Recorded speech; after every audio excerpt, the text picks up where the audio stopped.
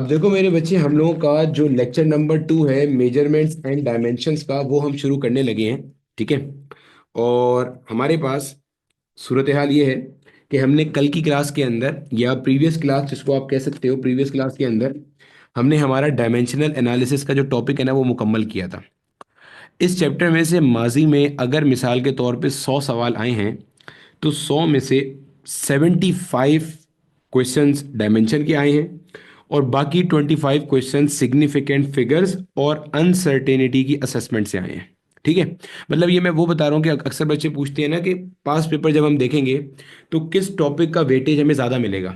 तो मान लिया अगर माजी में इस चैप्टर से 100 सवाल आए हैं, तो 100 में से 75 दफ़ा जो सवाल है वो डायमेंशन का क्वेश्चन आया, जो मैंने आपको ऑलरेडी कवर करा दिया है। और जो 25 दफ़ा है वो सिग्निफिकेंट फिगर्स का आया, या अनसर्टेनिटी का है, जो हम करेंगे। ठीक है। अब मेरा बेटा, सिग्निफिकेंट फिगर्स की जहाँ तक हमें ज़रूरत पड़ती है, या जो इसकी रूल है ना, रूल तो इसके 5-6 हैं, वो मैं आपको करा दूंगा। आप पहले ये समझ लो कि सिग्निफिकेंट फिगर की ना आपको ज़रूरत पड़ती क्यों है, या सिग्निफिकेंट फिगर्स होते क्या हैं, मतलब इन एक्चुअल सिग्निफिकेंट फिगर्स क्या हैं। देखो भैया, हमने जब ये मेजरमेंट्स का चैप्टर शुरू किया था तो मैंने आपको बताया था कि physics is all about physical quantities. ठीक है। फिजिकल क्वांटिटीज क्या होती हैं? जिसको आप मेजर कर सकते हो with the help of any available instrument, उसको अपन लोग कहते हैं फिजिकल क्वांटिटी। ठीक है।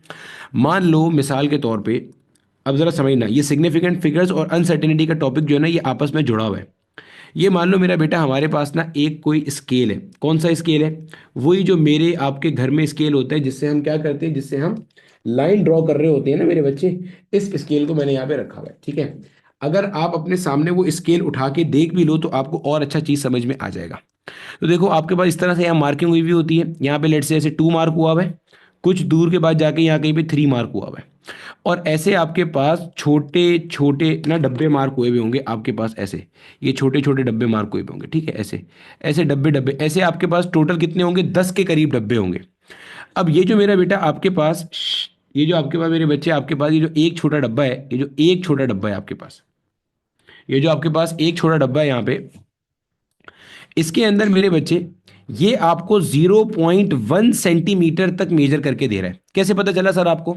अभी मैं आपको सिग्निफिकेंट फिगर की ना कॉन्सेप्ट बताने की कोशिश कर रहा हूँ कि सिग्निफिकेंट फिगर्स का कॉन्सेप्ट मार्केट में नाजिल कहाँ से हुआ है। ठीक है। मैंने क्या बोला? मैंने कहा यार, आप अपने घर का स्केल देखो। आपके घर के स्केल में देखो, एक जगह पे 2 लिखा हुआ होगा, एक जगह पे 3 लिखा होगा। ये बेसिकली आपके पास सेंटीमीटर है, यानी कि 2 सेंटीमीटर, 3 सेंटीमीटर। इसके दरमियान में ना ऐसे छोटे छोटे छोटे छोटे छोटे 10 के करीब आपके पास डिविजन्स होंगे, या 10 के करीब आपके पास डब्बे होंगे। ठीक है सर, समझ में आ गया।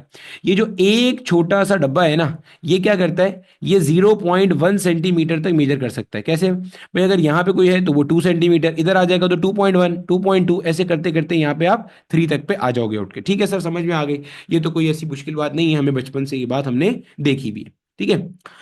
अब देखो, इसी चीज को ना मैं आपको जूम इन करके दिखा रहा हूं। इसी चीज को मैं यहां पे थोड़ा सा क्या कर रहा हूं, समझो, जूम इन करके दिखा रहा हूं। इसको मैंने थोड़ा सा, समझ लो, क्या कर लिया भाईजान, इधर जूम इन कर लिया। समझना आप जरा। जब मेरे बच्चे, इसको मैंने जूम इन कर लिया, यहां पे लो मेरे पास ये वाला मार्क आ गया, इसको मैंने कह दिया this is the mark of 2 centimetre. और ये पहला आ रहा है, इसको, ये आपके पास क्या है? 2.1 सेंटीमीटर। सर ये आपने किसे जूम इन किया है, हमें नहीं समझ में आया। देखो, ये मेरा बेटा, मैंने इसको, ये इस वाले हिस्से को जूम इन कर लिया, ये इस वाले को, ये इसको मैं जूम इन करके आपको दिखा रहा हूँ। एक 2 सेंटीमीटर का मार्क है, उसके बाजू में क्या आ रहा है? 2.1 सेंटीमीटर। ये वही एक डिवीजन है, जैसे यहाँ छोटे छोटे 10 डिवीजन है ना, ऐसे ये वही एक डिवीजन, जिसको मैंने जूम इन करके आपको दिखा दिया। ठीक है सर, समझ में आ गई बात की, कोई मसला नहीं है। अब मान लो मेरे बच्चे, मेरे पास ना एक कोई रॉड है, और मुझे उस रॉड की लेंथ मेजर करनी है। ठीक है। क्या करना है? इस रॉड की लेंथ मेजर करनी है। ठीक है भाई साहब।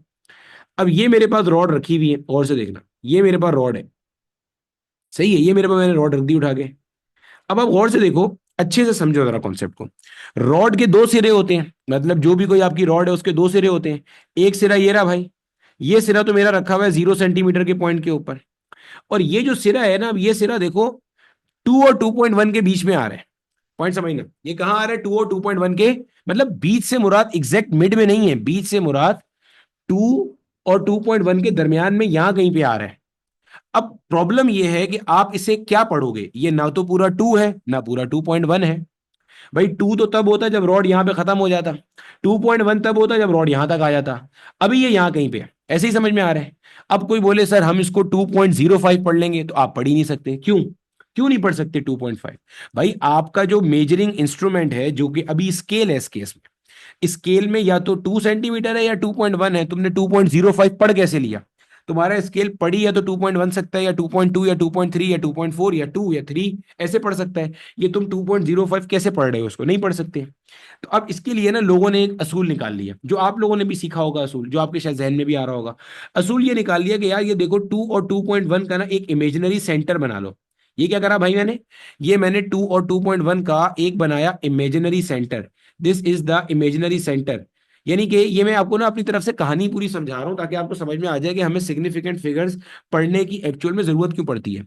ये मैंने मान लिया कि भाई दिस इज लेट से एन इमेजिनरी सेंटर ऑफ 2 और 2.1 सेंटीमीटर। सही है। अब लोगों ने बोला कि भाई तू एक काम कर। क्या कर भाई? तू एक काम ये कर, ये जो जो जो अगर रॉड जो है, अगर जिस चीज को आप मेजर कर रहे हो, इसका जो टर्मिनल है या इसका जो एंड है, ये इस सेंटर से आगे निकल जाए तो आगे वाली वैल्यू पढ़ लो, अगर इससे पीछे रह जाए तो पीछे वाली वैल्यू पढ़ लो। समझना जरा। यानी कि अगर मान लो मेरे पास एक कोई रॉड इस तरह का होता, गौर से देखो, अगर मान लो मेरे पास एक कोई रॉड इस तरह का होता, ये एक और रॉड यहां लिख दिया मैंने, ठीक है, ये मान लो एक और रॉड है। अगर कोई रॉड ऐसा होता, गौर से देखना, अगर कोई रॉड मेरे पास इस तरह का होता, ये इस तरह का रॉड होता, इसका भी एक सिरा मेरे पास जीरो पे होता, समझो, सही है, और दूसरा सिरा यहां होता। अब होता क्या कि जब मैं वैल्यू पढ़ने जाता, तो मैं इस वाले रॉड की वैल्यू पढ़ के आता 2 सेंटीमीटर, और यानी कि 2.0 सेंटीमीटर, 2 सेंटीमीटर कह लो या 2.0 सेंटीमीटर कह लो, वो ज्यादा बेहतर है। 2.0 पढ़ के आता है इसकी वैल्यू में, और इस वाले की वैल्यू में क्या पढ़ के आता? 2.1 सेंटीमीटर। अब आप नोट करो, अब जो मैं आपको बात समझाना चाह रहा हूं ना, आप वो समझो। मसला ये है कि मैंने जो दोनों रॉड्स की वैल्यू पढ़ी है, चाहे वो पर्पल रॉड हो चाहे वो ग्रीन रॉड हो, मैंने जो दोनों की वैल्यू पढ़ी है, दोनों की वैल्यू गलत पढ़ी है। क्यों सर गलत क्यों पढ़ी है आपने? अभी तो आपने कहा कि भाई सेंटर से पीछे होगा तो पीछे वाली पढ़ लेंगे। वो तो आपने अपनी आसानी के लिए एक बात तय कर ली ना। भाई आप खुद सोचो, क्या आपको एक्चुअल में इस पर्पल रॉड की लेंथ 2 सेंटीमीटर दिख रही है? नहीं, इतना हिस्सा तो ज्यादा है, तो इसका मतलब इसकी वैल्यू तो 2 से ज्यादा है। और क्या इसकी आपको लेंथ 2.1 दिख रही है? नहीं, इतना हिस्सा कम है इसमें से। इसका मतलब जो आपने वैल्यू पढ़ी है, इसके अंदर एरर है। और ये जो एरर होता है ना, ये अनसर्टेनिटी के जुमरे में जाएगा। यानी कि अब अगर मैं जुमला कहूं ना, तो वो जुमला आपको बहुत अच्छे से समझ में आना चाहिए। वो जुमला ये है कि आप दुनिया भर में जितनी भी फिजिकल क्वांटिटीज मेजर कर लो, हर फिजिकल क्वांटिटी की मेजरमेंट में कोई ना कोई uncertainty in the calculation exist करती है। And that uncertainty in the calculation is due to the least count of the instrument. Least count of the instrument के लिए आपके पास जो है ना, ये एग्जिस्ट करती है। लीस्ट काउंट क्या है? वो छोटी से छोटी वैल्यू जो आपका इंस्ट्रूमेंट पढ़ सकता है, उसको अपन लोग कहते हैं least count of the instrument. अभी जैसे तुम्हारा स्केल है, तुम्हारा स्केल जो है वो सेंटीमीटर के 10वें हिस्से तक पढ़ सकता है। भाई अभी तो पढ़ा आपने कि ये स्केल क्या कर सकता है? ये 0.1 सेंटीमीटर तक को पढ़ सकता है। तो इसका मतलब 1 सेंटीमीटर के 10 हिस्से कर दिए, तो 1 सेंटीमीटर के 10वें पार्ट तक को ये पढ़ सकता है। तो ये इसका लीस्ट काउंट है। सही है, इससे छोटी वैल्यू नहीं पढ़ सकता। अभी आपका कोई वर्नियर कैलिपर है, वो सेंटीमीटर के 100वें हिस्से तक पढ़ सकता है। आपके पास स्क्रू गेज है, वो सेंटीमीटर के 1000वें हिस्से तक पढ़ सकता है। लेकिन आपका दुनिया का कोई भी इंस्ट्रूमेंट होगा, अच्छे से अच्छा फाइन इंस्ट्रूमेंट उठा लो, उसका कोई ना कोई लीस्ट काउंट तो होगा। अब प्रॉब्लम क्या है? अब आप बोलोगे सर तो कोई मसला थोड़ी है, आप एक काम करें, एक इंस्ट्रूमेंट और इजाद करें। उस इंस्ट्रूमेंट में क्या करें? जैसे इसका लीस्ट काउंट आपने क्या रखा था? 0.1 ना, उसका लीस्ट काउंट और छोटा कर दो भाई, 0.01 रख दो, तब भी मसला आएगा। क्यों? अभी बताता हूं आपको, देखो। अब मान लो मैंने क्या किया, एक और इंस्ट्रूमेंट इजाद कर दिया। उस इंस्ट्रूमेंट का लीस्ट काउंट जो है ना, वो मान लो 0.01 सेंटीमीटर है। यानी कि सुनना गौर से, समझना, 2 और 3 के दरमियान में उसके अंदर क्या है? 100 डब्बे हैं। 100 डब्बे हैं, मतलब कोई ऐसा स्केल इजाद करके ले आया कि भाई उसमें और छोटे छोटे छोटे छोटे डब्बे, 2 और 3 सेंटीमीटर के बीच में 100 डब्बे हैं। यानी कि 1 सेंटीमीटर को 100 डिवीजन में मैंने ब्रेक कर दिया। तो मेरे पास यहां पे क्या लिखा होगा? यहां पे लिखा होगा 2.00 सेंटीमीटर, और कुछ दूर के बाद जाके क्या लिखा होगा? 2.01 सेंटीमीटर। जाहिर है ये इतना दूर नहीं होगा। समझो मैंने क्या किया है, कॉन्सेप्ट का फील लो। सिग्निफिकेंट फिगर के रूल्स तो मैं फौरन बता दूंगा, कोई मसला नहीं है। देखो, ये जो एक छोटा सा डब्बा था ना, इसके फर्दर छोटे छोटे 10 टुकड़े कर दिए। ऐसे ही ये बाजू वाला छोटा डब्बा था, इसके मजीद छोटे 10 टुकड़े, हर डब्बे के 10 10 10 10 टुकड़े और कर दिए, तो ओवरऑल ये 10 डब्बे 100 डब्बों में कन्वर्ट हो गए। तो भाई एक डिवीजन अब कितने का हो गया? 0.01 सेंटीमीटर का हो गया। अबे भैया आपका मसला तो अभी भी वहीं का वहीं है, आपका मसला थोड़ी सीधा हो गया। आपका मसला कैसे वहीं है भाई? देखो, फिर मैं एक रॉड लेकर आया, इसका एक सिरा मान लो 0 पे रख दिया, तो यहां पे आ गया। भाई आप दुनिया भर में जो चीजें लेंथ मेजर करने के लिए उठाओगे, कोई लाजमी थोड़ी है, सोचो ना, दुनिया में तो कितनी सारी चीजें मेजर करने के लिए, कोई लाजमी है कि वो हमेशा एग्जैक्टली वो जो आपके इंस्ट्रूमेंट का डिवीजन मार्किंग है वहीं पे उसके टर्मिनल्स आ रहे होंगे? ये तो लाजमी है ही नहीं। तो इसका मतलब क्या है? अब यहाँ पे आप फिर एस्टिमेशन कर रहे हो बैठे हुए। अब ये देखो, ये फिर 2 और 2.00 और 2.01 के क्या हो रहा है? बीच में आ रहा है। अब आप फिर देखोगे कि अगर ये 2 और 2.01 के जो एग्जैक्ट सेंटर है उससे सीधे हाथ पे है तो 2.01 पढ़ लो, सेंटर से पीछे है तो क्या पढ़ लोगे? 2.00 पढ़ लोगे। तो अभी मुझे नजर आ रहा है जो इनका इमेजिनरी सेंटर है उससे राइट साइड पे गया हुआ है, तो मैंने इसे क्या पढ़ लिया? 2.01 सेंटीमीटर। अब देखो प्रॉब्लम क्या है यहाँ पे, मसला क्या है? अब अगर मैं आपसे पूछूं कि क्या ये 2.01 सेंटीमीटर है एग्जैक्टली? नहीं है, ये 2.01 सेंटीमीटर से तो कम है भाई। 2.01 होता तो ये मजीद होता, लेकिन ये तो नहीं है। और क्या, अब सुनना, गौर से सुनना जरा, अब सिग्निफिकेंट फिगर्स की हमारी कॉन्सेप्ट शुरू होने लगी है। मैं आपसे पूछूं क्या ये 2.00 सेंटीमीटर है? नहीं है 2.00 सेंटीमीटर। क्यों? देखो, आप बोलोगे सर जी, देखो आप बोलोगे ये 2.0 तक तो बात सही है, लेकिन हमें यहां पे डाउट है, इस वाली डिजिट में डाउट है। क्यों? देखो, क्यों डाउट है? देखो, ये अगर 2.00 होता तो ये यहां तक होता, लेकिन ये इससे आगे है। इसका मतलब ये 2.0 तो है, लेकिन ये जो जीरो वाला पार्ट है ना, इसमें हमें डाउट है। अच्छा, अगर मैं आपसे बोलूं कि क्या ये 2.01 सेंटीमीटर है, अभी डाउट का कॉन्सेप्ट समझो। डाउट किस बला का नाम है या कैसे आ रहा है? देखो, आप बोलोगे नहीं सर ये 2.01 नहीं है। क्यों भाई? दिख रहा है ना, 2.01 होता तो ये यहां से लेके इधर तक आता पूरा, अभी इतना तो नहीं है। तो इसका मतलब प्रॉब्लम कहां है? इस वाले डिजिट में। आप बोलोगे सर ये 2.005 हो सकता है, ये 2.006 हो सकता है, ये 2.007 हो सकता है, लेकिन 2.01 नहीं हो सकता। इसका मतलब ये जो जिसको मैंने 2.01 लिखा है, ये हो सकता था, और से सुनना, ये हो सकता था 2.006 होता, ये हो सकता था 2.007 होता, हो सकता था 2.008 होता, हो सकता था 2.009 होता। सर ये कैसे पता चल रहा है आपको? फिर बताता हूं कैसे पता चल रहा है। देखो, आप ये 2.00 और 2.01 का एक एक एक इमेजिनरी सेंटर बनाओ। भाई आप खुद सोचो, अब थोड़ा सा अपना दिमाग भी इस्तेमाल करते आना साथ साथ। अब आप खुद सोचो, ये जो आपका एक इमेजिनरी सेंटर है ना मेरे बच्चे, इस, मैंने आपको क्या बोला? मैंने आपको बोला दुनिया का थंब रूल क्या तय है। थंब रूल ये है, इस सेंटर के सीधे हाथ पे अगर कोई चीज आ जाए तो ये वाली वैल्यू पढ़ लेना भाई, इस सेंटर के उल्टे हाथ पे कोई वैल्यू आ जाए तो भाई तू ये पढ़ लेना। अब मुझे बता, सेंटर भाई 2.00 और 2.01 का सेंटर कहां होगा? 2.0 2.005 पे होगा। भाई ऐसे ही है ना, 2.00 को 2.01 में ऐड कर, 2 से डिवाइड कर, एवरेज आएगा 2.005। तो सर 2.005 तो स्केल में नहीं लिखा हुआ, मुझे पता है स्केल में नहीं लिखा हुआ। जब भी मैंने क्या कहा है इसको, मैंने इसको कहा है ये एक इमेजिनरी सेंटीमीटर है, ये एक इमेजिनरी वैल्यू है, लेकिन आपको कॉन्सेप्ट समझाना चाह रहा हूं कि ये कैसे कहानी चल रही है, कैसे कार्रवाई चल रही है। ठीक है, अब देखो, अब अगर मैं आपसे बोलूं कि आप किसी रॉड का वैल्यू 2.01 सेंटीमीटर पढ़ के बैठे हुए हो, तो आप सोचो क्या क्या पॉसिबिलिटी हो सकती है कि जिस केस में आपने 2.01 सेंटीमीटर पढ़ा है। भाई हो सकता था, और से सुनो, हो सकता था 2.006 होता, तब भी आप यही पढ़ते क्योंकि वो आधे से आगे आती वैल्यू। हो सकता है 2.007 होता, तब भी आप यही पढ़ते क्योंकि वो आधे से आगे आती वैल्यू। हो सकता है 2.008 होता, आप तब भी यही पढ़ते। हो सकता है 2 अब मसला क्या नजर आ रहा है? देखो, इन सारी वैल्यूज में आप गौर से देखो, आपने पढ़ा क्या है? 2.01। इसका मतलब, अब देखो, अब यहां पे देखो, ये सब में से कुछ भी होता तो आपने ये पढ़ना था इसको, क्योंकि वो सेंटर से राइट पे होते। तो अब देखो, आपको इसके बारे में कोई डाउट नहीं है, टू अपनी जगह सही है, देखो उन सब में भी टू आ रहा है, पॉइंट के बाद जीरो भी अपनी जगह सही है, सब में आ रहा है। लेकिन ये जो वन लिखा हुआ है ना, ये वन आपके पास डाउटफुल है, ये वन आपके पास क्या है? डाउटफुल डिजिट है। क्यों डाउटफुल है? क्योंकि हो सकता है यहां पे 0.6 होता, 0.7 होता, जीरो, आपको तो पता ही नहीं है ना क्या होता, ये तो आपके लीस्ट काउंट ने मरवा दिया आपको। आपका लीस्ट काउंट ही इतना है कि आपको नहीं पता चलेगा। मैं फिर रिपीट कर रहा हूं, ऊपर वाली मिसाल से देखो, यहां तक समझना गौर से, डाउटफुल डिजिट का कॉन्सेप्ट समझना।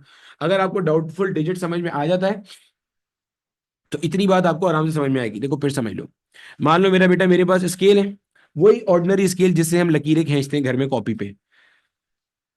इस पे यहाँ मार्क हुआ हुआ है 4.2 सेंटीमीटर, और ये मार्क हुआ हुआ है 4.3 सेंटीमीटर। भाई हमारे घर में जो स्केल होता है उसमें 1 सेंटीमीटर के 10 डब्बे होते हैं, आप चेक कर सकते हो, 10 डिवीजन होते हैं, ऐसे ही होते हैं ना भाईजान, ऐसे ही होते हैं बिल्कुल। अब ये आपके पास जो है ना जनाबे वाला मार्किंग हुई हुई है, ठीक है। अब इसका अगर मैं बोलूं यार एक काम करो, इसका ना एक इमेजिनरी सेंटर पहले बना दो, बना दे भाई, ये रहा इमेजिनरी सेंटर। देखो फिर रिपीट कर रहा हूं, अगर किसी को जरा सा भी डाउट है ना तो क्लियर कर लेना, ता, ताकि सिग्निफिकेंट फिगर जब पढ़ रहे हो तो मजा आ रहा हो कि भाई हम क्या पढ़ रहे हैं, हमें समझ में भी आ रही है चीज, ठीक है। अब देखो ये हमारा इमेजिनरी सेंटर आ गया। अब इमेजिनरी सेंटर यहां कहीं लिखा हुआ नहीं है, ये मैंने खुद से इमेजिनेशन करी है कि इसका वैल्यू क्या होगा भाई, 4.25 सेंटीमीटर होगा, सही है। अब देखो मिसाल के तौर पे ये मान लो मेरे पास एक कोई रॉड है जिसकी हम मेजरमेंट कर रहे हैं, ये रॉड है, ये यहां तक पे आ गई, ठीक है, इस जगह पे कहीं आ गई, ये रॉड है। भैया रॉड का ये जो एक सिरा है वो यहां पे है, और रॉड का ये दूसरा सिरा यहां पे आ रहा है। अब आपके लिए दुश्वारी क्या है भाई, दुश्वारी ये है कि पहला सिरा जो है ना इसको तो आपने उठा के रख दिया कहां पे, 0 सेंटीमीटर पे। अब ये दूसरा सिरा 4.2 और 4.3 के दरमियान में कहीं आ रहा है। अब इसको क्या पढ़ोगे आप? अब बोलोगे सर देखें ये इमेजिनरी सेंटर था, इससे सीधे हाथ पे है, तो मैं तो इसे आंखें बंद करके पढ़ लूंगा 4.3 सेंटीमीटर। अब यहां पे मसला है, मसला समझो क्या है। वजह आपका लीज काउंट है। अगर ये एक्चुअल में होता, सुनना भाई, आपका सेंटर कहां पे है, 4.25 पे है ना। अगर ये 4.26 होता, तुमने तब भी इसे 4.3 पढ़ना था, क्योंकि सेंटर से सीधे हाथ पे आ जाता। चलिए पंखा बंद करते हैं, आवाज ज्यादा निकालनी पड़ती है। सिमिलरली अगर ये आपके पास 4.27 होता, तब भी आपने इसे 4.3 पढ़ना था। अगर ये 4.28 होता, तब भी मेरे बच्चे आपने इसे क्या पढ़ना था, 4.3 पढ़ना था। अगर ये 4.29 है, तब भी आपने इसे 4.3 पढ़ना है। अब मसले को समझो जरा, अब मसले को समझो जरा। अब इसके अंदर मैं आपको बोलूं ये 4, तो आपको इस 4 में कोई डाउट नहीं है, ये 4 आपका कंफर्म डिजिट है। आप देखो ना, देखो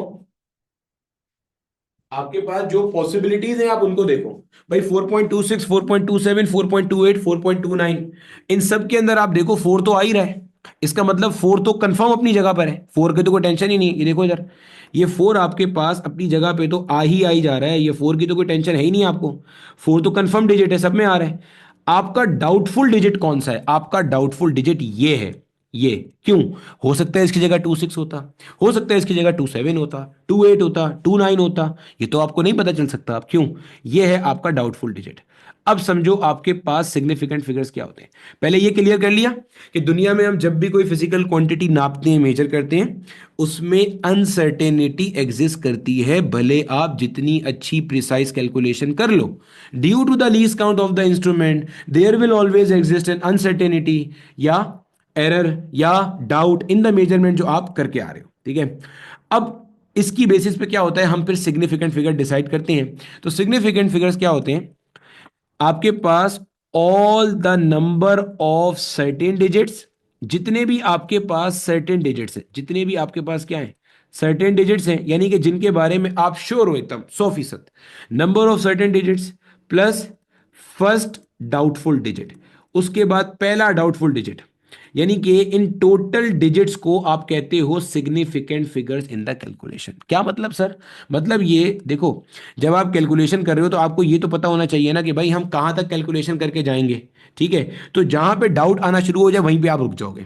तो सिग्निफिकेंट फिगर्स का डेफिनेशन ये है, number of certain digits in the calculation plus first doubtful digit, उसको आप क्या कहते हो भैया? उसको आप कहते हो सिग्निफिकेंट फिगर्स।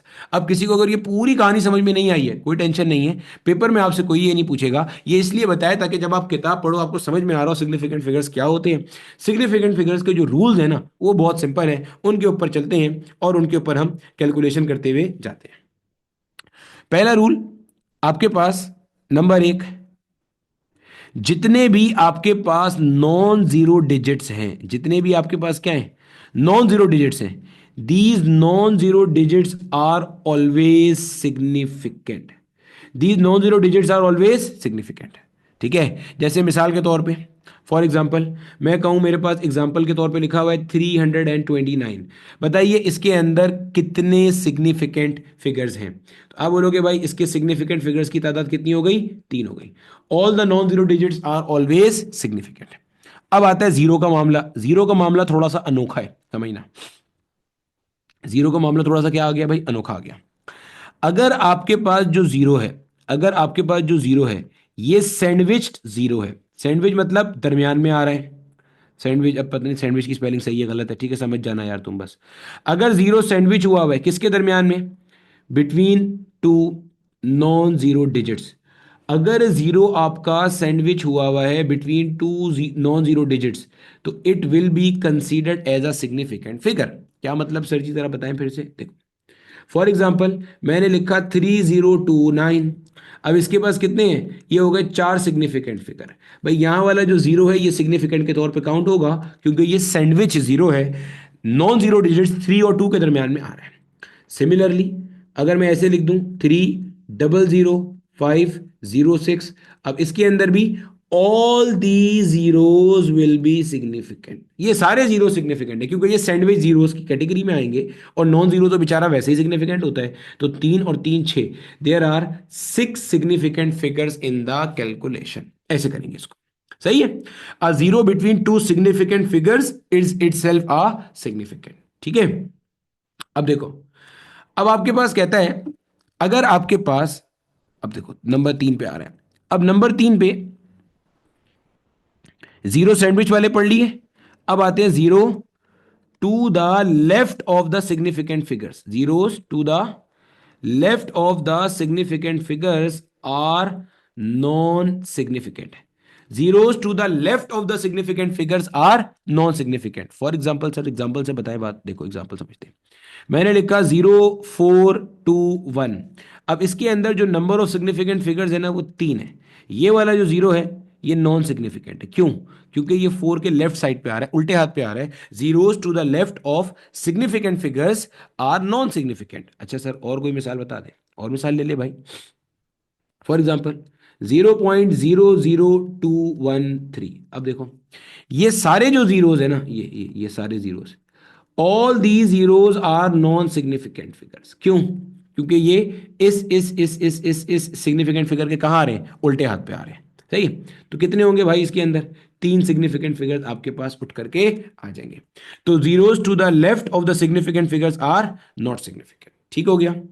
अब zeros to the right of a significant figure may और मे नॉट बी सिग्निफिकेंट। अब समझना, अब ये जो राइट वाला मामला है ना ये थोड़ा सा खतरनाक हो जाता है यहाँ पे। ठीक है, समझो मेरे बेटे, जब मैं टॉपिक पढ़ा रहा हूं तब यकीनन आपसे सवाल नहीं लूंगा, सवाल लूंगा जब टॉपिक मुकम्मल कर लूंगा। ठीक है, zeros to the right of the significant figure may और मे नॉट बी सिग्निफिकेंट, इसको ऐसे लिख देते हैं, मे और may not be significant, depend करता है कि आप किस टॉपिक को डिस्कस करो, मे और मे नॉट बी सिग्निफिकेंट। ठीक है, मिसाल से समझते हैं अभी, मिसाल समझते हैं। फॉर एग्जाम्पल जैसे मान लो अगर आपके पास ये एग्जाम्पल है, डेसिमल वाली एग्जाम्पल है, मान लो मेरे पास लिखा हुआ है 253.400। अब देखो बच्चे, डेसिमल के राइट पर जितने भी जीरोस आते हैं ना, दे आर ऑलवेज सिग्निफिकेंट, इनको आप ट्रंकेटिंग जीरोस भी कहते हो। ये डेसिमल पॉइंट नजर आ रहे हैं आपको, देख लो गौर से, ये आपको डेसिमल नजर आ रहे हैं। अगर डेसिमल आ जाए तो डेसिमल के केस में जो ट्रंकेटिंग जीरोस होते हैं, एंड पे आने वाले, सीधे हाथ पे आने वाले जीरोस होते हैं, दे आर सिग्निफिकेंट फिगर्स। कितने हो गए ये मिला के, देखो जरा गौर से, टोटल 253 और 400 डेसिमल की वजह से, तो अल्टीमेटली आपके पास ये कितने बन गए भाई, दे आर 6 सिग्निफिकेंट फिगर्स। सही हो गया, तो यही बात बता दी मैंने, in decimal fraction zeros to the right of significant figure are significant.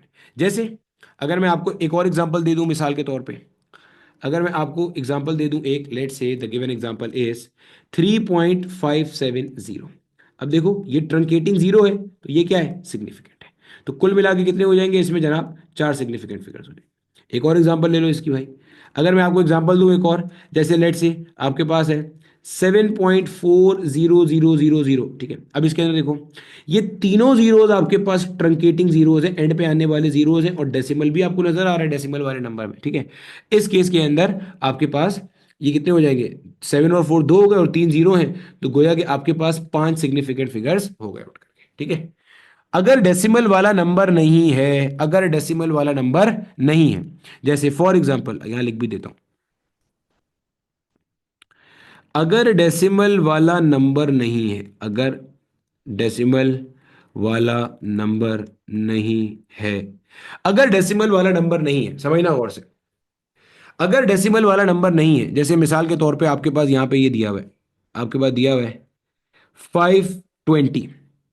अब इसमें अगर आपसे कोई बोलेगा तो डेसिमल कहाँ है, डेसिमल आपके पास ये रहा, इस जगह पे, इस जगह पे। सही है ना, डेसिमल यानी कि आपको गिवन नहीं है इसके अंदर। इस केस के अंदर आप आंखें बंद करके अपने जीरो को क्या काउंट कर लोगे, नॉन सिग्निफिकेंट फिगर काउंट कर लोगे। यानी कि इसके लिए आपके पास जो नंबर ऑफ सिग्निफिकेंट फिगर है वो कितने हो जाएंगे, टू सिग्निफिकेंट फिगर्स हो जाएंगे। ठीक है, फॉर एग्जाम्पल अगर मैं ऐसे कह देता हूँ 700, अब इसमें डेसिमल नहीं गिवन है, तो इसके अंदर आपके पास कितना हो जाएगा, एक सिग्निफिकेंट फिगर आपके पास यहां पे काउंटिंग में आ रहा होगा। यहां तक मुझे बता दो जल्दी से कि क्या सबको सिग्निफिकेंट फिगर्स का ये जो मैंने आ, चार रूल्स बताए हैं ये समझ में आते हैं, तो फिर पावर वाला रूल भी बता दो, बोलो यहां तक क्लियर हो गया, बोलो।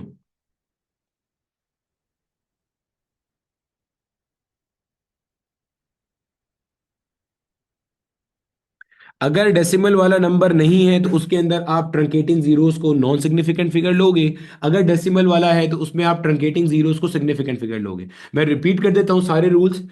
All the non zero digits are significant, number एक। अगर कोई जीरो सैंडविच है बिटवीन सिग्निफिकेंट फिगर तो it will be considered as क्या, सिग्निफिकेंट फिगर। अगर इब्तदा में आ रहा है, उल्टे हाथ पे आ रहा है, ठीक है, तो अल्टीमेटली आपके पास, अगर इब्तदा में आ रहा है, उल्टे हाथ पे आ रहा है, तो उस केस के अंदर आपके पास क्या होगा, वो आपके पास नॉन सिग्निफिकेंट फिगर होगा। डेसिमल में ट्रंकेटिंग जीरो सिग्निफिकेंट है, नॉन डेसिमल में नॉन सिग्निफिकेंट है। ठीक है, ठीक हो गया। अगर 40.00 लिखा हुआ है, अगर आपको सवाल में दिया हुआ है ना, इस तरह से एक बच्चा जो सवाल पूछ रही है देखो, अगर आपको सवाल ऐसे लिख के दिया हुआ है, एग्जाम्पल 40.00, अगर ऐसे आपको लिख के दिया हुआ है तो इस केस के अंदर आपके पास कितने जीरोज होंगे, ये कितने सिग्निफिकेंट फिगर्स होंगे, आपके पास चार सिग्निफिकेंट फिगर्स होंगे। क्यों, देखो ना, इसलिए ये डेसिमल लग गया। डेसिमल के केस में ट्रंकेटिंग जीरोस कैसे हो जाते हैं, सिग्निफिकेंट हो जाते हैं।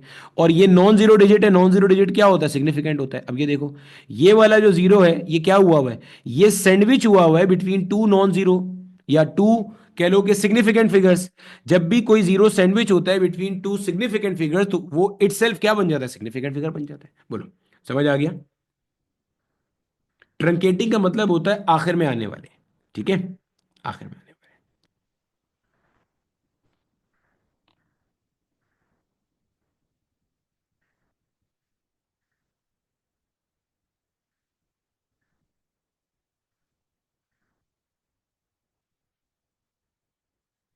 क्लियर हो गया बच्चे।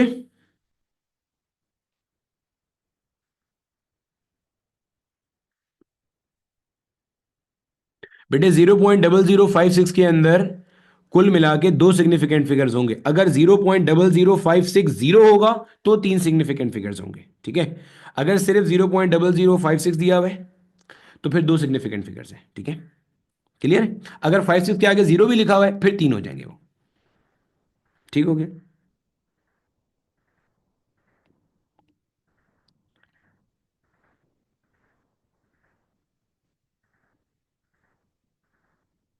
चलो ठीक है मेरे बच्चे, चलें आगे। चलो, अब आपको जो है वो मैं इसके कुछ एक दो पास पेपर के क्वेश्चंस भी दे देता हूं, बल्कि पहले एक जो रूल बचा हुआ है ना वो रूल भी पूरा कर लें, फिर उसके बाद जो है ना वो आपको इसके पास पेपर के क्वेश्चंस देखते हैं। पहले रूल्स पूरे कर लेते हैं, ठीक है, चलो आओ।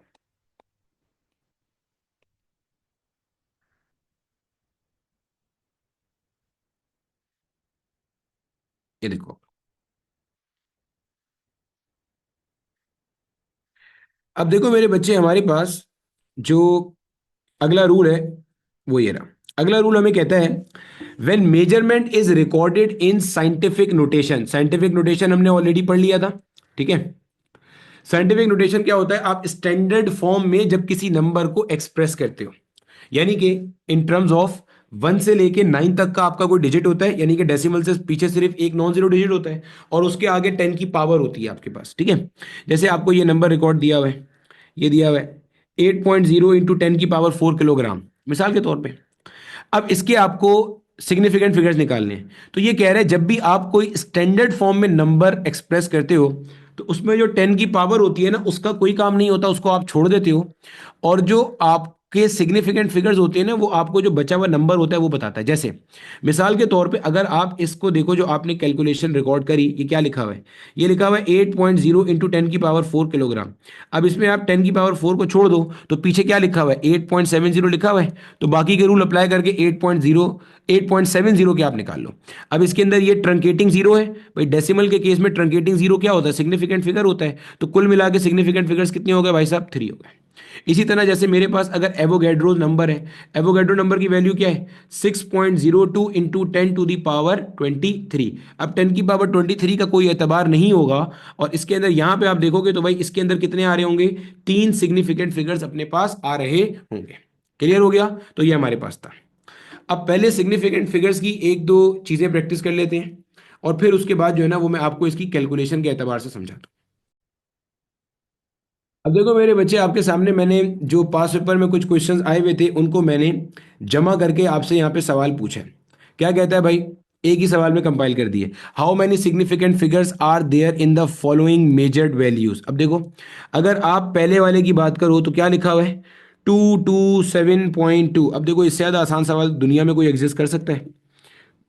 227.2 सारे ही नॉन जीरो डिजिट्स हैं, और नॉन जीरो डिजिट्स तो डेफिनेटली क्या होते हैं? सारे सिग्निफिकेंट हो जाते हैं।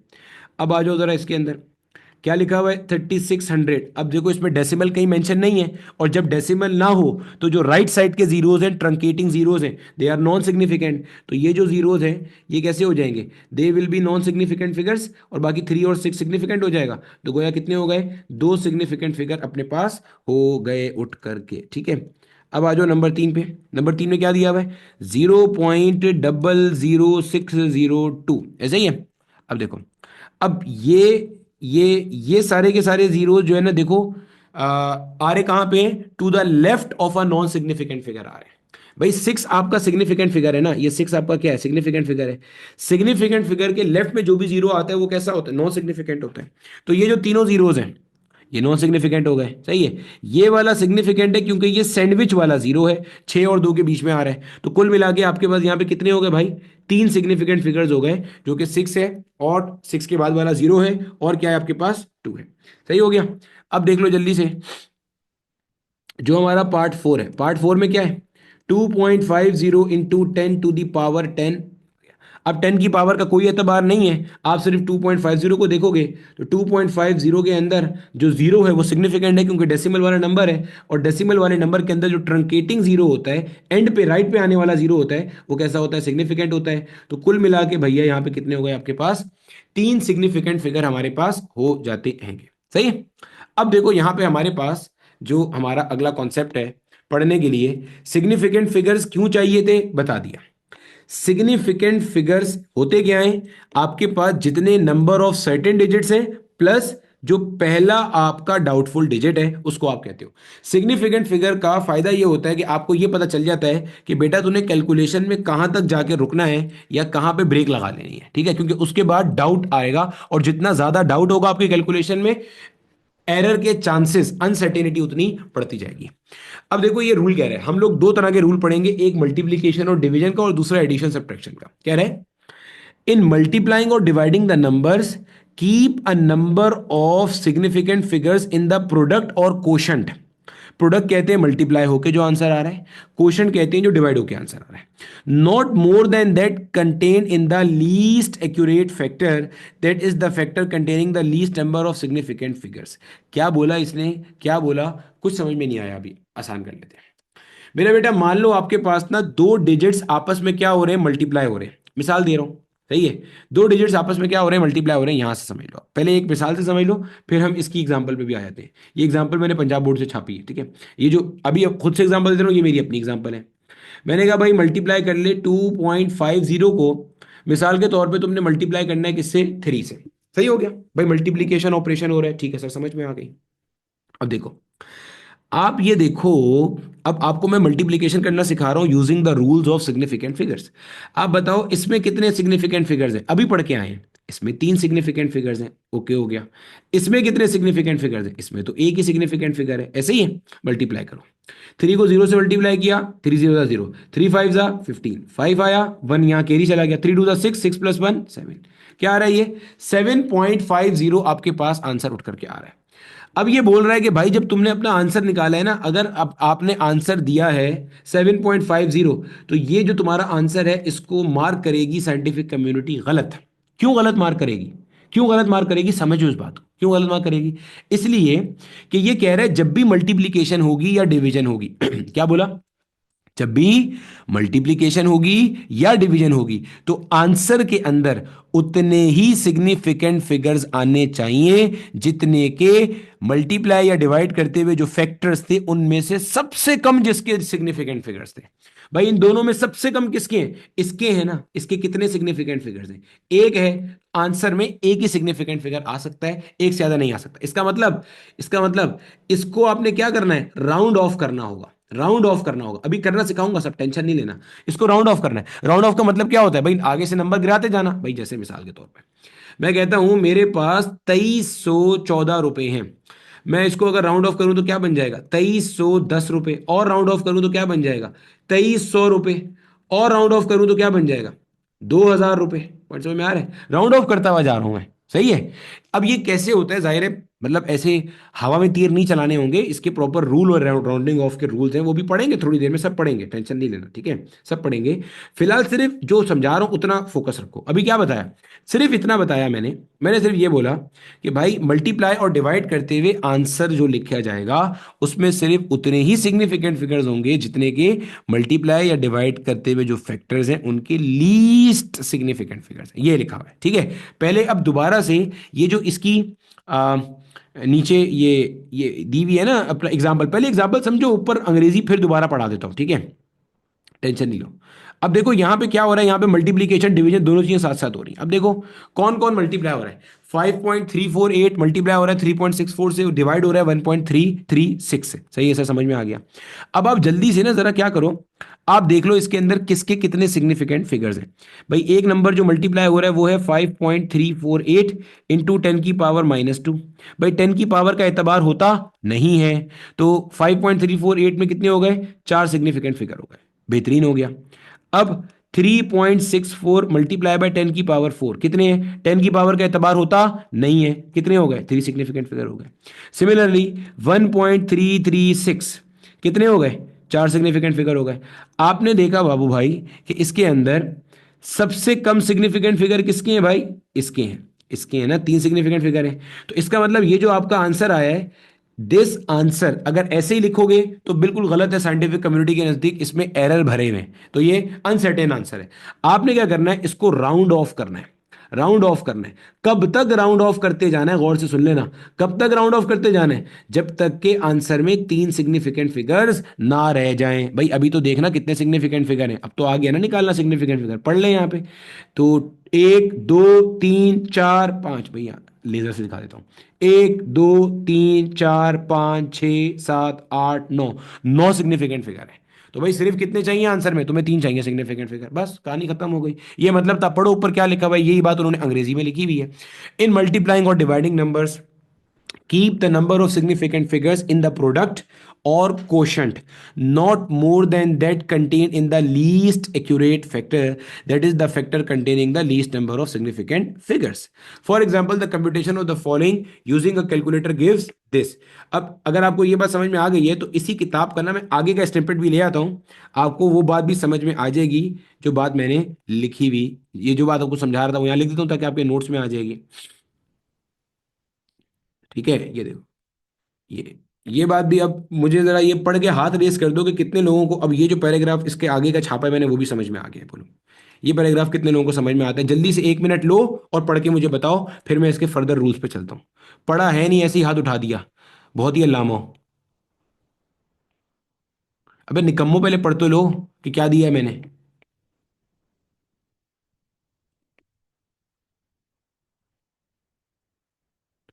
पढ़ के हाथ उठाओ जल्दी से, बोलो। वही बात लिखी हुई है सारी, चैट में भी बता दो, बोलो। वही बात लिखी हुई है सारी जो भी बता रहा था, इसमें कोई कहानी तो चेंज नहीं हो गई ना? कुछ। अभी वो राउंड ऑफ कैसे करता है वो मैं भी सिखाऊंगा, मैंने रूल्स पढ़ाए नहीं है राउंड ऑफ के, तो अभी तो उसको तो जाने दो अभी आप, ठीक है। राउंड ऑफ के हम लोग अभी पूरी रूल्स पढ़ेंगे, टेंशन नहीं है उसकी। कैसे राउंड ऑफ होगा, क्यों होगा, कब होगा, वो अभी सब पढ़ना है, उसका अपना हिसाब किताब है, ठीक है। चलो गुड ही गुड हो गया। अब आगे देखो। अब देखो मेरे बच्चे हमारे पास अब हमारे पास, अब हमने वो सीख लिया ना मल्टीप्लीकेशन डिवीजन का। अब एडिशन सब्ट्रैक्शन को भी देख लो पहले।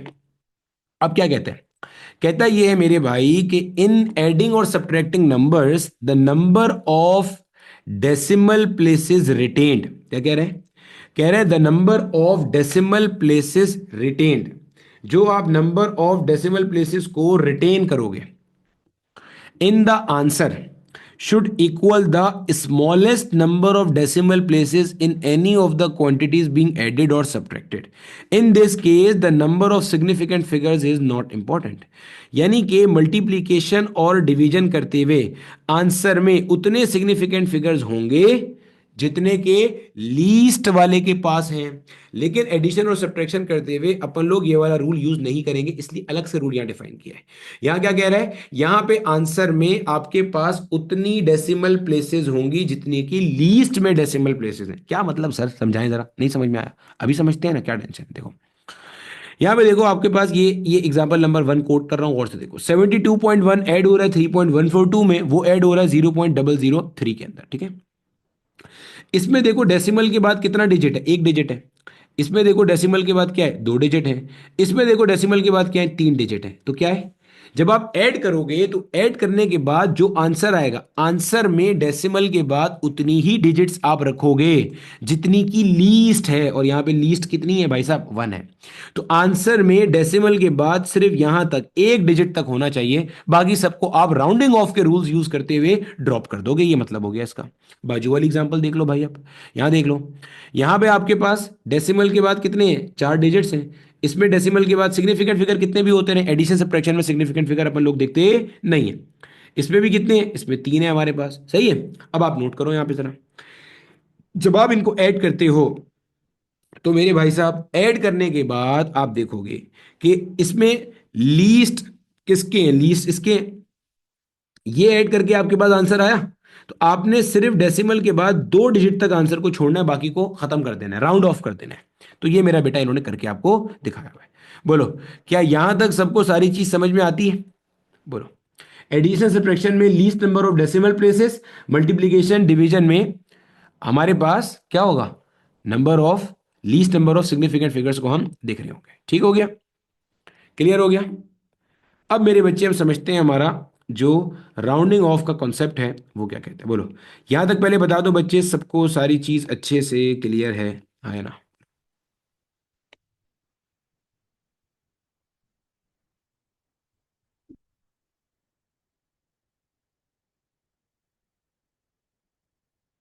फिर रिपीट कर देता हूं बेटा, मल्टीप्लीकेशन और डिवीजन के अंदर आप लीस्ट नंबर ऑफ, भाई मल्टीप्लाई डिवाइड तो वैसे ही करोगे जैसे क्लास 1 से सीख के आए हो। बस करोगे क्या कि मल्टीप्लीकेशन और डिवीजन के अंदर जो आंसर है उसमें सिग्निफिकेंट फिगर्स उतने ही होंगे जितने मल्टीप्लाई या डिवाइड होने वाले फैक्टर्स में से लीस्ट के पास है। और एडिशन सब्ट्रैक्शन में जो ऐड होके या सब्ट्रैक्ट होके आंसर आएगा, उसमें डेसिमल के बाद उतने डिजिट होंगे जितने लीस्ट हैं एडिशन सब्ट्रैक्शन करने वालों के अंदर, ठीक है। इसको हम नॉर्मल कैलकुलेशन में यूज नहीं करते, साइंटिफिक कैलकुलेशन में यूज करते हैं। अब ये कहते हैं मेरा बेटा, राउंडिंग ऑफ का जो कॉन्सेप्ट है वो क्या कहते हैं, कहते हैं if the first digit dropped is less than 5। अच्छा ये जो है ना, ये जो इन्होंने कहानियां लिखी हुई है ना, ये कहानियां हम बाद में पढ़ते हैं। पहले मैं आपको राउंड ऑफ करना वैसे ही दिखा देता हूँ, आप खुद ही सीख जाओगे राउंड ऑफ करना। मैं कहता हूँ भाई मिसाल के तौर पे मेरे पास है 44.876, लेट से इसको मुझे राउंड ऑफ करना है, ठीक है। और मुझे राउंड ऑफ कहाँ तक करना है कि डेसिमल के बाद सिर्फ एक डिजिट बच जाए, ठीक हो गया। चलो राउंड ऑफ करना सीखते हैं। भाई जब राउंड ऑफ करना है तो मुझे इस 6 को गिराना होगा, ये सर गिराना होगा। बेटा जब मैं इस 6 को गिराऊंगा तो क्या होगा, पीछे वाले में एक ऐड कर दूंगा, तो पीछे क्या लिखा हुआ है, 7, 7 + 1 क्या हो गया, 8 हो गया, ठीक है। अब ये वाला 8 भी गिराना है, क्यों सर, क्योंकि मैंने कहा भाई मुझे डेसिमल के बाद एक डिजिट तक लेकर आना है। सर आपको कैसे पता चला, मैं अपनी मर्जी से लेकर आ रहा हूँ, कोई लाजमी नहीं है, मैं तो वैसे ही सिखाने के लिए एक मिसाल ली है, ठीक है। अब इस 8 को भी मैंने गिराना है, तो भाई देखो जब इस 8 को भी गिराया तो पीछे वाले में फिर एक डिजिट को ऐड कर दूंगा, तो ये आ गया मेरा आंसर 44.9, मेरे पास आंसर हो गया डेसिमल के बाद एक डिजिट तक, ठीक है। चलो सवाल चेंज करते हैं, फिर से देखते हैं। मान लो अब की बार मेरे पास क्वेश्चन था 44.432। अब फिर मैंने क्या करना है, मैंने डेसिमल के बाद एक डिजिट तक पे लेकर आना है इसको। ठीक है सर, करें जरा कैलकुलेशन कैसे करते हैं। सबसे पहले तो ये 2 गिराऊंगा मैं, ठीक है सर, 2 गिराएंगे। अब देखो ये जो मैं 2 गिरा रहा हूं, ये 5 से छोटा डिजिट है। अभी यहां पे जो गिरा रहा था ये 5 से बड़ा डिजिट था। जब 5 से छोटे डिजिट को गिराओगे तो पीछे आपको 1 ऐड करना नहीं पड़ेगा। अब आप 1 ऐड नहीं करोगे, एज इट इज रख दोगे। फिर देखो, इस 3 को गिरा रहा हूं, 5 से छोटा डिजिट है। तो जब 5 से छोटा डिजिट है मेरे बच्चे, तो मैं ऐड नहीं करूंगा, एज इट इज रहने दूंगा। ये मेरे पास यहाँ पे उठ करके क्या आ गया, आंसर आ गया। यानी कि आपने क्या सीखा, आपने ये सीखा कि आप जिस नंबर को ड्रॉप कर रहे हो, अगर वो 5 से बड़ा है तो पीछे वाले में एक ऐड कर देंगे। अगर वो 5 से छोटा है तो उसे गिरा देंगे, पीछे वाले को नहीं छेड़ेंगे। और अगर किस्मत से वो 5 ही है, अगर किस्मत से जिसको ड्रॉप कर रहे हो वो क्या है, 5 ही आ गया भाई उठ के, ऐसा भी तो हो सकता है ना, या नहीं हो सकता। मिसाल के तौर पे एक सवाल दिया मैंने 44.75, एक सवाल लिख दिया मैंने 44.45, ऐसा भी तो हो सकता है कि भाई डेसिमल के बाद आपको एक डिजिट तक लेकर आना है, मिसाल के तौर पे। लेकिन लेकिन समझना खूब अच्छे से, खूब अच्छे से समझना। लेकिन दिक्कत क्या है, दिक्कत ये है कि जिसे ड्रॉप कर रहे हैं वो ना 5 से बड़ा है ना 5 से छोटा है, अभी तो 5 ही है। अब क्या करें भाई, अब इसका तरीका ये है कि जब आप इसको ड्रॉप करोगे तो आप पीछे वाले नंबर को देखोगे, नंबर ऑड है या इवन। ऑड वो होता है जो 2 के टेबल में नहीं आता, जैसे 1, 3, 5, 7, 9। इवन वो होता है जो 2 के डायरेक्ट मल्टीपल होता है, 2, 4, 6, 8, all these are even numbers. सही। तो अगर अगर आपके पास 5 को आपने ड्रॉप किया, पीछे वाले नंबर को देखा, पीछे वाला अगर ऑड है तो आप +1 कर देंगे, पीछे वाला अगर इवन है तो सेम रहने देंगे। क्या मतलब, देखो 5 को ड्रॉप किया, 5 से पीछे देखो क्या है, 7 है, ऑड नंबर है। तो ऑड नंबर का मतलब क्या है, एक ऐड कर देंगे, this will be your answer. नीचे वाला सवाल देखो, इसके अंदर 5 से पीछे, 5 को तो ड्रॉप करना है ना, क्योंकि डेसिमल के बाद एक डिजिट तक छोड़ना है। तो अब देखो, आपने जब इसे ड्रॉप किया तो पीछे देखो क्या है, इवन नंबर है, इवन नंबर को सेम टू सेम छोड़ देंगे, कुछ भी आप करोगे नहीं, भले वो इवन नंबर 5 से बड़ा ही क्यों ना हो। जैसे अगर ये 44.85 होता, तब भी जब आप 5 को ड्रॉप करते पीछे देखते 8 है, 8 को आप एज इट इज छोड़ देते तो आपका आंसर क्या हो जाता, 44.8 हो जाता। अब जल्दी से मैं इसके भी कुछ सवाल उठा के ले आऊं आपके सामने, फिर हम इसके मजीद क्वेश्चंस की तरफ चलते हैंगे। ठीक है, चलो क्वेश्चन मैं लिख रहा हूं, जल्दी से मुझे आंसर आ देता हूं। अब देखो बच्चे, हमारे पास ना कई सारे लोगों के आंसर आ गए हैं, देख लेते हैं, मैच भी कर लेते हैं कि क्या आपके आंसर मैच कर रहे हैं या नहीं कर रहे। देख लो जल्दी से। कहते हैं round off the following numbers up to 3 significant figures. ठीक है, तो अब देखो इसके अंदर अभी 4 सिग्निफिकेंट फिगर्स हैं भाईजान। जब 4 सिग्निफिकेंट फिगर्स हैं तो आपने क्या करना है, इसको 3 सिग्निफिकेंट फिगर्स तक लेके जाना है। ठीक है, तो आपने बोला भाई 2.520, इसमें से ये जो जीरो है इसको मार्केट से आप शार्ट करा दोगे। तो भाई 5 से छोटा नंबर है जिसको ड्रॉप कर रहे हैं, तो आप पीछे वाले को कुछ भी नहीं करोगे। तो इसका मतलब 2.520 को जब आपने 3 सिग्निफिकेंट फिगर तक राउंड ऑफ किया, आंसर क्या आ गया, 2.52 आ गया। सिंपल सिंपल हो गया। अब देखो आगे लिखा हुआ क्या है, 4.645। अब इसमें भी 4 सिग्निफिकेंट फिगर हैं, इसमें ये 5 आपने उड़ाना है। 5 का रूल क्या है, पीछे वाले को देखा आपने, पीछे वाला जो है वो इवन है तो एज इट इज छोड़ दिया, गोया कि इसका आंसर हो गया 4.64। सिंपल सिंपल हो गया, आसान सा बकरी सा कॉन्सेप्ट हो गया, कोई मुश्किल नहीं है। सिमिलरली अब देखो 22.78, इसमें भी 4 सिग्निफिकेंट फिगर है, इस 8 को उड़ाना है, 5 से बड़ा नंबर है तो भाई जो प्रीवियस वाला है उसमें एक क्या करेंगे, ऐड कर देंगे, तो 22.8 इसका आंसर हो गया। सिमिलरली हमारे पास क्या है, 36.35 है, फिर 5 को उड़ा रहे हैं तो भाई इससे पीछे वाला नंबर देख ले क्या है, ऑड नंबर है। जब ऑड नंबर है मेरे बच्चे तो अल्टीमेटली ऐड कर देंगे, तो क्या बन गया, 36.4। तो आप में से वो सारे लोग जिनके ये आंसर आ रहे थे, एक्सेलेंट, जिनके नहीं आंसर आ रहे थे, तो क्या बात समझ में आ गई है या नहीं आ गई। मेरा बेटा आपको 100% स्कोर करना पड़ेगा, 100% स्कोर करोगे तो ये मैक्सिमम एग्रीगेट आपका बन जाएगा। ठीक है, क्लियर है। जी बेटे, अगर आप 4.5 को 4 की तरफ राउंड ऑफ करोगे तब भी सेम रूल्स अप्लाई होंगे। ठीक है, बेहतरीन हो गया। अब मजीद क्वेश्चन लेकर आ रहा हूं बच्चे में। अब देखो मेरे बच्चे, आपके सामने 2 सवाल हैं। एक कहता है एड 6.75 इंटू 10 की पावर 3 सेंटीमीटर टू 4.52 इंटू 10 की power 2 centimetre with regard to significant figures. अब आपने क्या करना है मेरे बच्चे, आपने जो है ना वो इनको ऐड करना है यहाँ पे, ठीक है। आपने क्या करना है यहाँ पे, इन दोनों को ऐड करना है, ठीक हो गया। अब जब आप इनको ऐड करोगे तो आप किस तरह से ऐड करोगे या क्या आप कर रहे होगे, तो इस बात को आप समझो जरा यहाँ पे अच्छे तरीके से देखो। अब देखो भैया, जब आप यहाँ पे ऐड करने के लिए जाओगे, गौर से सुन लेना ये सवाल जरा।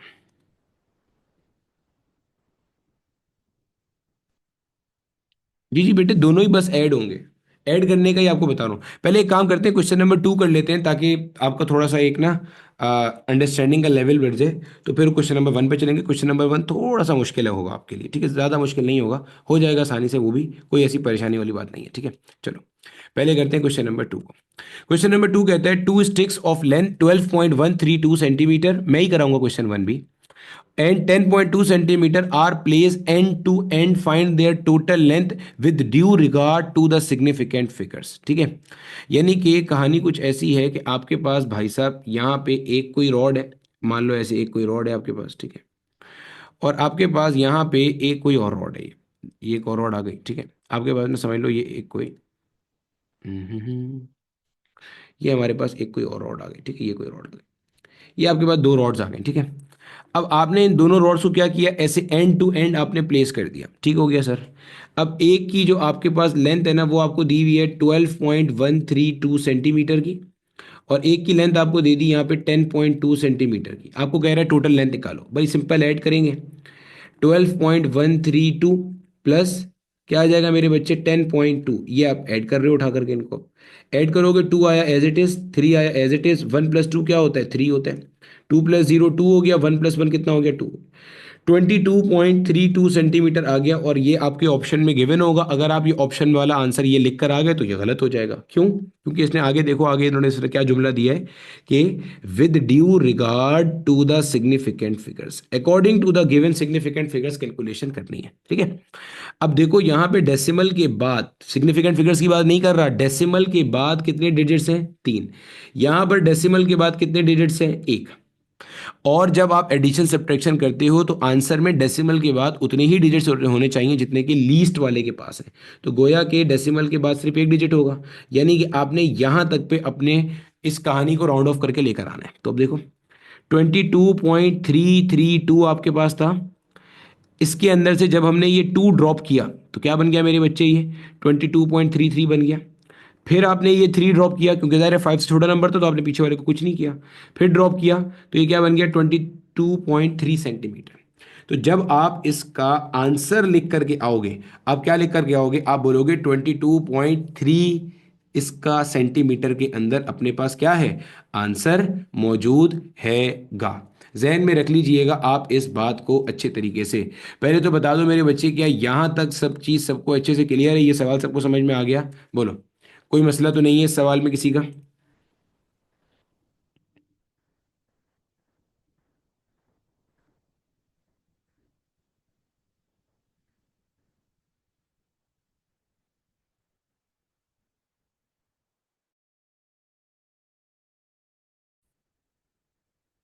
अब देखो मेरे बच्चे, आपके सामने जो सवाल मेंशन है, कहता है add 6.75 × 10⁻³ to 4.52 × 10⁻² with regard to the significant figures. आपने इन दोनों को ऐड करना है, ठीक है। अब ये वाला सवाल जिसको मैंने लेट से यहाँ पे क्वेश्चन नंबर 1 का नाम दिया हुआ है, अब ये वाला सवाल सॉल्व करो। ये तो 2 था ना, ठीक है।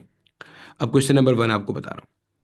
अब देखो मेरे बच्चे, आपने इसको ऐड करना है, 6.75 × 10⁻³ सेंटीमीटर प्लस 4.52 × 10⁻² सेंटीमीटर।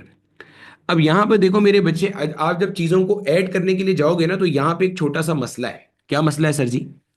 मसला ये है मेरे बच्चे यहाँ पर कि आपके पास यहाँ पे, आप नोट करो जो मैं कह रहा था ना, थोड़ी सी डिफिकल्टी होगी वो, अगर बेसिक मैथ्स आपने ली हुई है तो नहीं होगी, वरना होगी। वो छोटा सा मसला ये है मेरे बच्चे, यहाँ आप 10 की पावर्स देखो, 10 की पावर्स आपको नजर आ रही है कि वो भी सेम नहीं है। तो सबसे पहला काम आपको ये करना है, 10 की पावर सेम करनी है। 10 की पावर जब आप सेम कर लोगे, 10 की पावर जब आप सेम कर लोगे, तब अल्टीमेटली आप ऐड कर सकते हो। कैसे सर, कैसे, ये कैसे करा आपने, एग्जांपल से समझाता हूं आपको। देखो, अगर कहीं पे लिखा हुआ है 3 × 10⁻², कहीं पे लिखा हुआ है 2 × 10⁻⁻1। अब एक बात देखो अगर अगर अगर तो मैं इसको ऐसे लिखूं, 3 × 10⁻² को एज इट इज रहने दूं। इसको मिसाल के तौर पे अगर देखो मैं ऐसे लिखता हूं, अभी 2 में डेसिमल कहाँ है मेरे बच्चे, यहाँ पर है। अगर मैं इस डेसिमल को यहाँ से लेफ्ट साइड पे ले जाता हूँ, और आपको पता है डेसिमल जब लेफ्ट में जाता है तो पावर पॉजिटिव में आती है, तो ये बन जाएगा 0.2 इंटू 10⁻1, और एक 10⁻1 पहले से था तो क्या हो गया 0.2 इंटू 10⁻2। देखो भाई फिर समझ लो क्या बोला मैंने, डेसिमल को अपन लोग कहाँ ले गए, लेफ्ट में ले गए। सही है, ये एग्जांपल समझा रहा हूँ ताकि आपको ये वाला सवाल समझ में आ जाए जो मैंने अभी सॉल्व कराना है, ठीक है। जब लेफ्ट में ले गया तो 10⁻+1 आ गई, एक 10⁻+1 पहले से थी तो ऐड होकर 10⁻2 हो गई। अब देखो यहां पे भी 10⁻2 आ रही है, यहां पे भी क्या आ रही है 10⁻2 आ रही है, कॉमन निकाल लेंगे। ये कॉमन निकालने के लिए 10 की पावर को सेम करना जरूरी था। अब आप इन दोनों को क्या कर सकते हैं जनाबे वाला, ऐड कर सकते हैं। समझ आती है बात की। अब देखो मैं ये 10 की पावर को सेम करने की कोशिश कर रहा हूं। अब देखो इसको जब मैं यहां से पीछे लेके जाता हूं, और से सुन लेना, इसको पीछे लेकर गया, जब मेरे बच्चे इसको मैं पीछे लेकर गया, ये हो गया 0.452 मल्टीप्लाई बाय 10 की पावर, डेसिमल कहाँ गया है चेक करो, डेसिमल गया है लेफ्ट साइड पे, तो पावर कैसी आएगी, power will be positive, power कैसी आएगी पॉजिटिव आएगी। एक पॉजिटिव आई और 10⁻2 था पहले से, और जो यहां लिखा हुआ है इसको लिख दे भाई as it is, 6.75 into 10⁻3। Good हो गया। अब देखो आगे, बस ये एक स्टेप इजाफी था जो मैं कह रहा था कि आपको सीखना पड़ेगा, और कोई सीखना नहीं। वो भी अगर आपने बेसिक मैथ्स करी हुई है तो आपको ये बात पती होगी कि हम लोग जो है वो 10 की पावर को किस तरह से कॉमन ले रहे होते हैं, ठीक है। ये हो गया। अब यहां से मेरे बच्चे अगर आप 10⁻3 को कॉमन निकाल लो तो ब्रैकेट में क्या आ जाता है, 6.75 प्लस का 0.452 आपके पास उठ करके आ जाता है। ठीक हो गया। अब क्या करना है भाई, इन दोनों को ऐड करना है, ऐड कर ले यार, 6.75 प्लस का 0.452 ऐड करेंगे इनको उठा करके। अब जब आप ऐड करोगे ये 2 आया, 5 और 5 कितना हो गया 10, 0 आया 1 वहां चला गया, ठीक है मेरे बच्चे। साथ में एक ऐड किया तो 8, 8 में 4 ऐड किया तो 12, ऐसे ही। ये मेरा बेटा आपके पास डेसिमल एज इट इज आया, 6+1 क्या हो गया 7। आंसर आपके पास आता है 7.202 इंटू 10⁻3। अब अगर आप ये लिख के आ जाओगे तो ऑब्वियसली आपका आंसर क्या होगा, गलत होगा, क्योंकि इसने बोला है with regard to significant figures आपने ऐड करना है। सही है। अब आप देख लो, आपको जो सवाल दिए हुए थे, आपको जो सवाल दिया था, इस सवाल के अंदर आपके पास डेसिमल के बाद कितने थे, इसमें 2 सिग्निफिकेंट फिगर थे, इसमें भी कितने थे आपके पास 2 सिग्निफिकेंट फिगर थे। तो आपने डेसिमल के बाद 2 सिग्निफिकेंट फिगर तक अपना जवाब देना है, डेसिमल के बाद 2 के बाद तक जवाब देना है। तो इसका मतलब ये वाले 2 को आपने क्या कर देना है, उड़ा देना है, राउंड ऑफ कर दोगे। तो भाई 2 आपके पास 5 से छोटा नंबर है, उड़ाएंगे तो पीछे वाले में कोई तब्दीली वाकई नहीं होगी, तो answer will be 7.20 into 10⁻3। This will be the correct answer. बोलो भाई साहब समझ में आ गया। बस एक हमने इसके अंदर जो आ, वो था स्टेप था, वो हमने क्या कर दिया, इजाफी कर दिया, और हमने इसके अलावा कोई भी काम इजाफी नहीं किया। बाकी सब आपको यहाँ पे एज इट इज चीज नजर आ रही हैगी। बोलो भैया, क्या सबको सारी चीज समझ में आती हैगी, बोलो क्लियर है, कोई मसला तो नहीं है किसी का।